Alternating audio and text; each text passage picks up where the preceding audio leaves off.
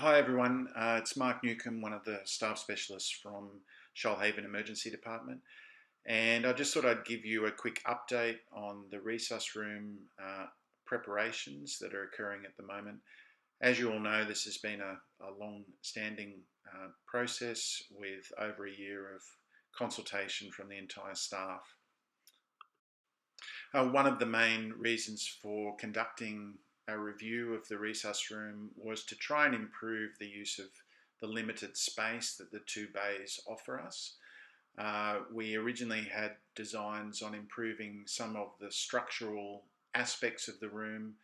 However, finances and engineering were major considerations, and we were unable to proceed with major structural work for the room.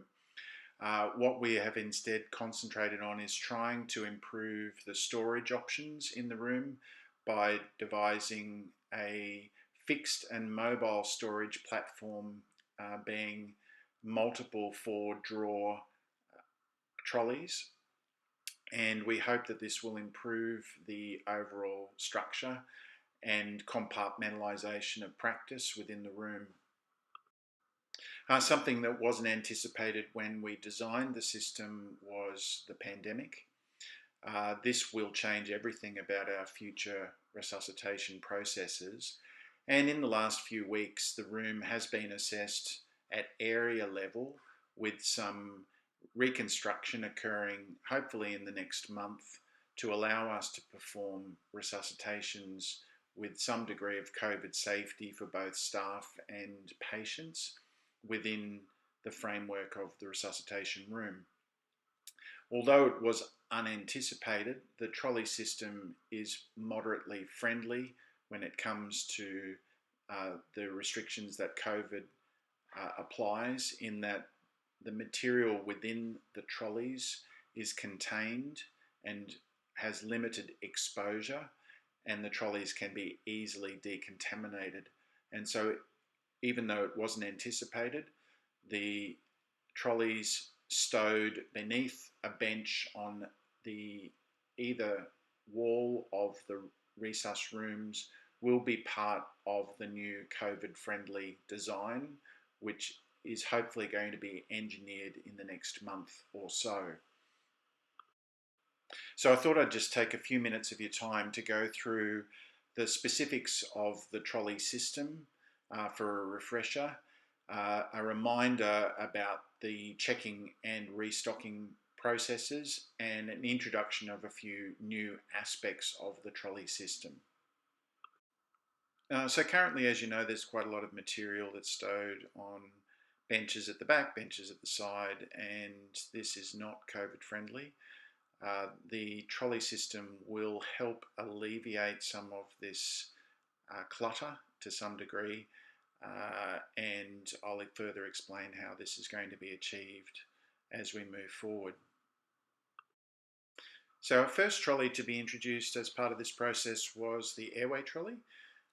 In brief, it's a 4-drawer trolley with a commercially manufactured document holder with substantial price reduction over a medical provider, and a similar plastic consumables holder, again cheaper than that provided by medical device companies. We also have an emergency airway bag on the rear, and I'll further explain its function in a minute. So the left-hand side document holder has a number of pertinent documents. We have firstly checking documents, which allow us to do a quick check, which takes about 5 minutes, looking at the individual components of the airway trolley. We then have a more detailed weekly check, which takes about 10 minutes. We then have checks of the emergency airway bag, and then there's a check to allow you to find where in the cross-corridor resuscitation storage area various devices are found to restock, and then there's a guide to the storage bins. We also have some clinical checklists. So we have an emergency anaesthesia checklist, and we also have an older version, if you prefer that option, for RSI checklist. There's a post-emergency anaesthesia checklist as well. We have a checklist for cold intubation in arrested patients, much more simplified. We have some guides to the Oxylog ventilation system, and we'll be adding ones for the Hamilton ventilator when it comes online. So lots of clinical resources. There's also a guideline and checklist for awake intubation. We'll talk a bit more about that in a minute. And there's also an airway currency for training purposes. However, this is not currently online. The right-hand storage area, again, commercially manufactured for 1/10 of the cost of using a device made by a medical device company, is for our consumables. So it has some bougies, some stolets, Parker Flex endotracheal tubes for adults, which are useful for using with bougies, and LMAs as a rescue airway device. So the Airway trolley is teamed up with an emergency airway bag, which compartmentalizes some of the consumables used in ventilation of patients prior to being put on a mechanical ventilator.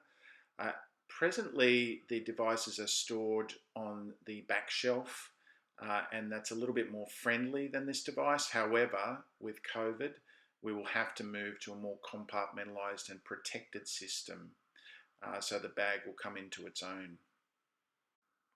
As you can see, when you open the bag, you have everything that you need contained within that is now on the shelf. So ways of oxygenating a patient, ways of hand ventilating a patient, and indeed most of the equipment required for actually intubating a patient as a backup equipment. These bags can also be taken to the ward for ward calls. However, hopefully we will have a limited role in that capacity in the future. So drawer 1 will be where most of our activity occurs, in the RSI drawer, and within this we have equipment for both direct laryngoscopy with a standard laryngoscope, and for video laryngoscopy we have economized on the blades present, but anyone from a neonate to a difficult airway can be quite easily managed with this range of equipment. So we've got Gadels, we've got nasopharyngeals, we've got pre-oxygenation circuitry for apneic oxygenation, we have video laryngoscopy, and we have standard laryngoscopy equipment. So this is within a cutout produced by a commercial agent. It's washable, it's non-absorbable, and it's been approved by infection control. With much less expense required than going through a medical provider. So our next drawdown contains pre-arranged surgical airway equipment, which hopefully will be infrequently used, but is important to have easily accessible for all intubations.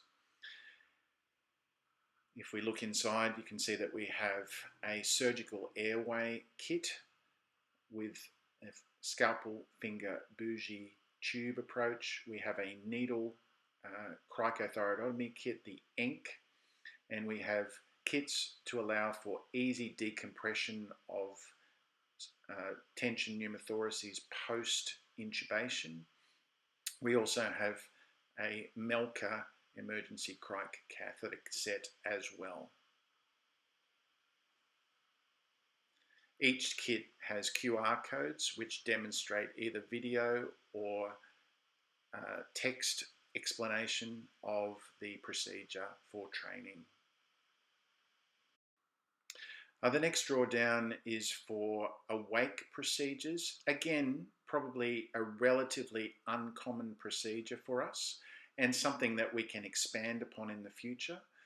Basically, we have a kit with contents allowing for topicalization of an awake airway, and there's an explanatory options-based pathway to help you decide which procedure to embark upon.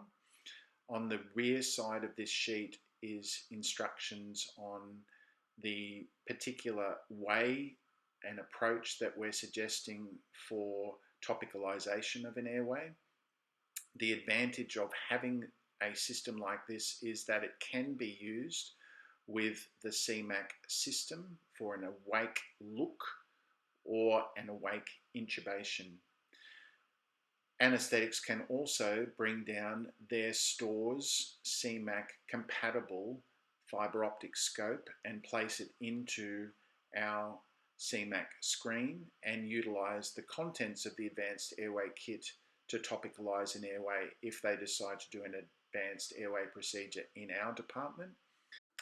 In the future, the addition of devices like the Ambu A scope to this drawer could be considered.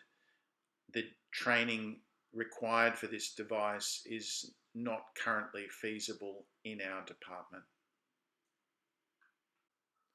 Now, the next drawer down is basically an extras drawer with pre-packaged suction kits to remove some of the equipment from the back wall. In response to some feedback, I will also be adding some pre-packaged nasogastric suction kits to this drawer. So that's a brief re-review of our long-standing airway trolley.